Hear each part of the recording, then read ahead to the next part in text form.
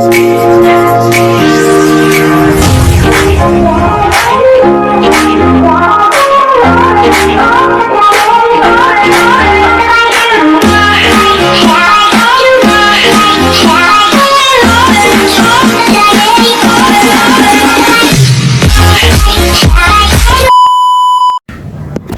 guys, good morning. Welcome back again to my YouTube channel. Nandito po ako ngayon sa garahe ko.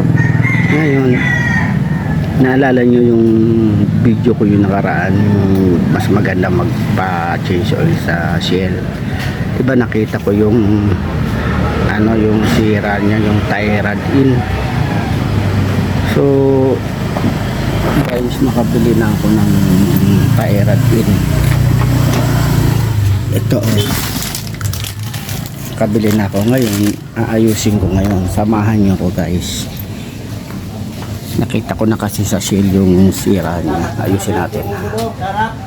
Sige, dyan muna kayo guys. Balikan ko kayo mamaya.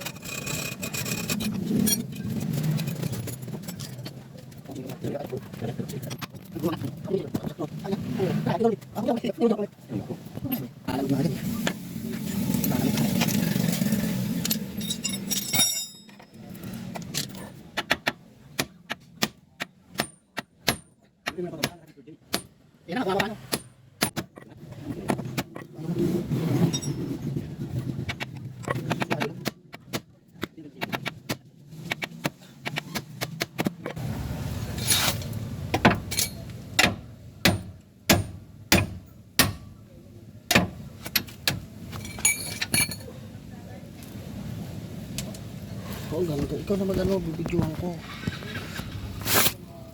Guys, na natanggal na. Ano numero to pare? 22. 22, luwagan muna. Tapos yung pin lock. Plus 17, no? Ayun, 22 to eh. Ito? 22. Ito 22 man. Talpak mo yung bago.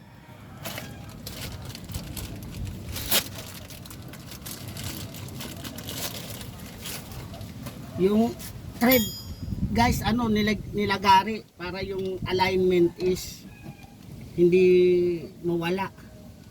Pero pa-align ko.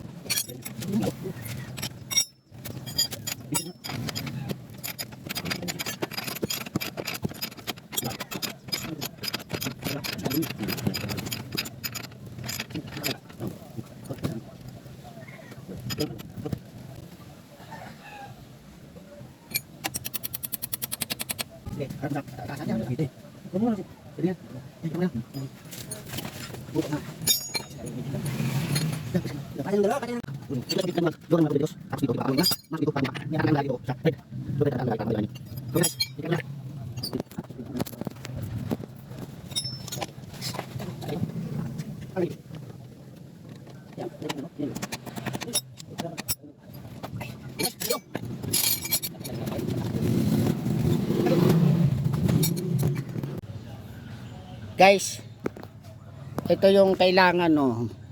Plies 22-24 dapat open.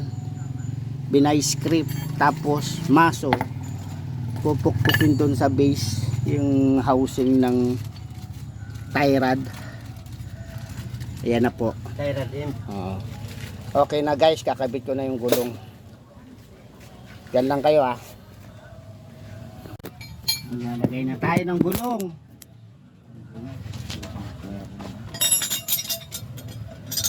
Dami nila guys. Kupak naman kalahin.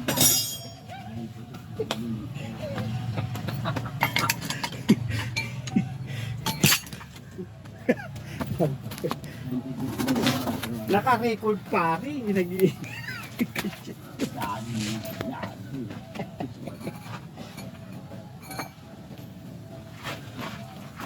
Maglalagay na ako pare, huwag ka maingay dyan.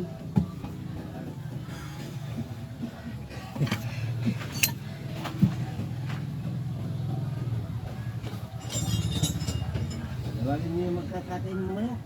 Kasi ano? Pa doon. Shout out pa doon. Magkakatay kami ng baboy. Pagkatapos nito ay manok, sorry.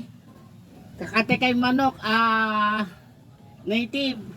Shout out Charlie Ablon. Ano ba bang Ablon sa ano? Ablon, ano buena. Oh, Kap!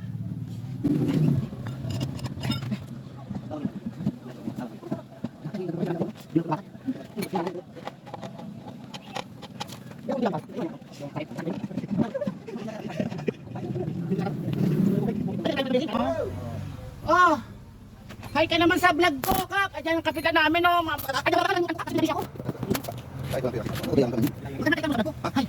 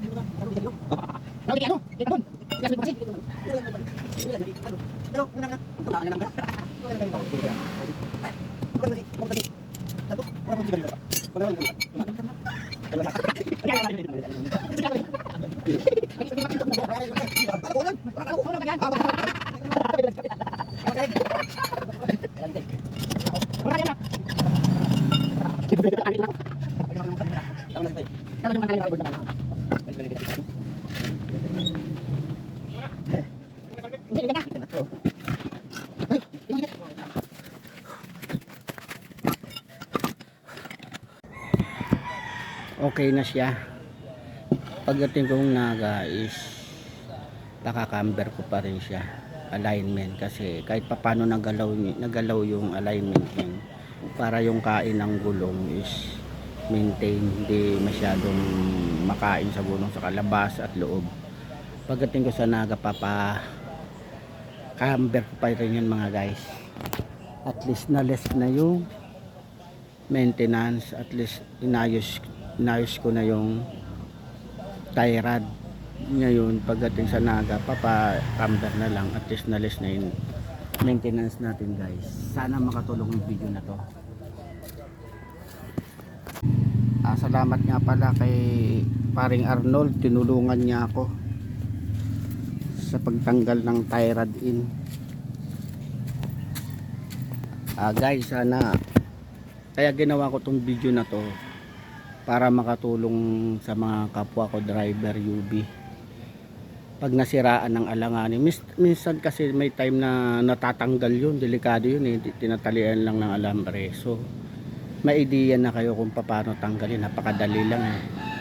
Pasensya nga na pala dyan sa mga nanonood, kasi ang alam ko puro lang basics, kasi matagal na akong driver. Ngayon sinishare ko lang yung nalalaman kong mga nangyayari sa akin noon na panahon na nasisiraan ako. Sinishare ko lang yung mga alam ko, mga basics. Hindi naman po ako mekaniko, pero may konting nalalaman sa makina at saka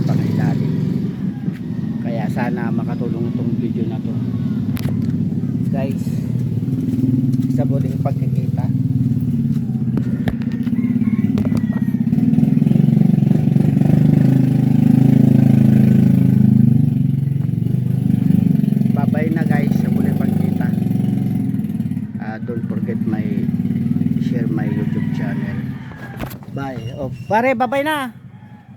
Bye-bye, pare Koy. Oh, salamat pare ko. Babay na. Sa muling pagkikita. Bye.